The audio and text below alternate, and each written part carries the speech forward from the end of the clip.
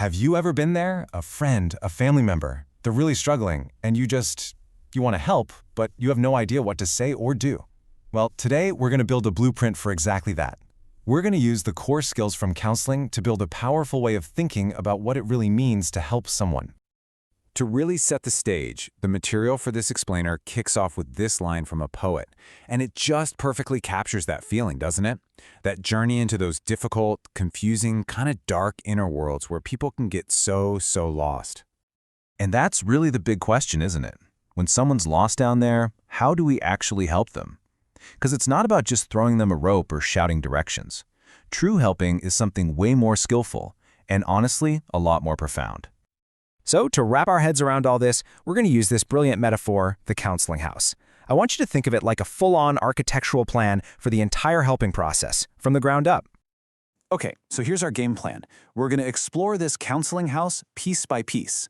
We'll start at the very top, with the roof, the values. Then we'll dig down to the solid foundation of questions. And then we'll get into the real nitty-gritty, the bricks, the actual skills you use to build the whole thing up. So let's start at the top.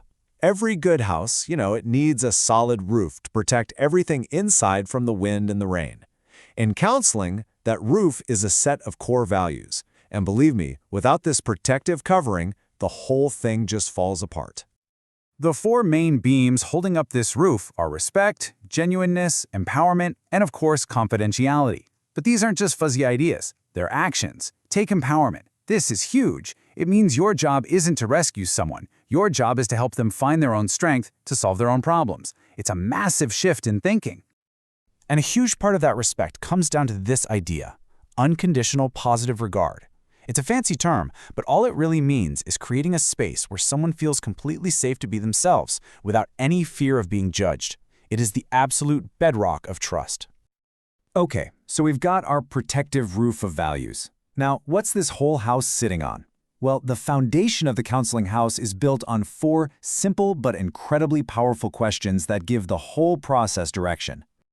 You see, pretty much the entire journey is about helping someone answer these 4 questions for themselves. First, what's really going on? Then, what would I rather have happen?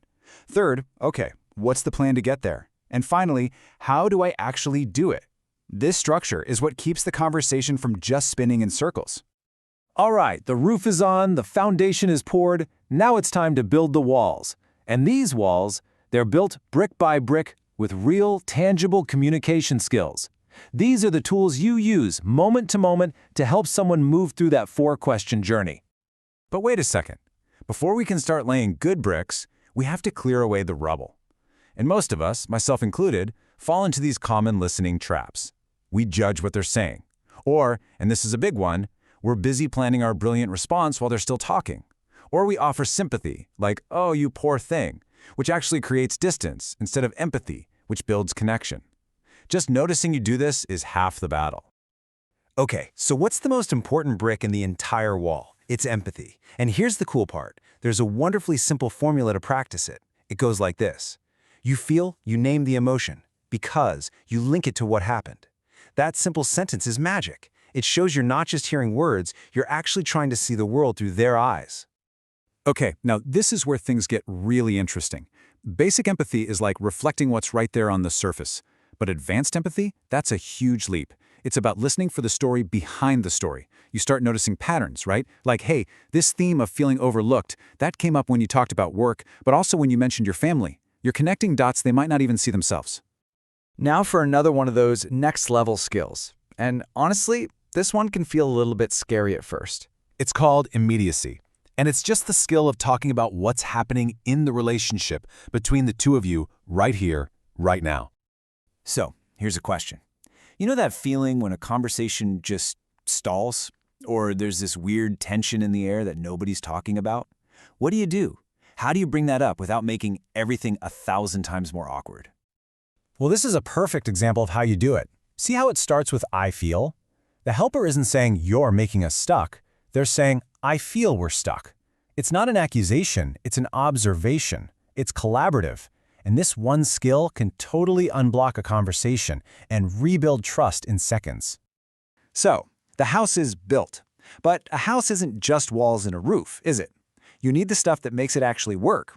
The plumbing, the wiring, the regular checkups.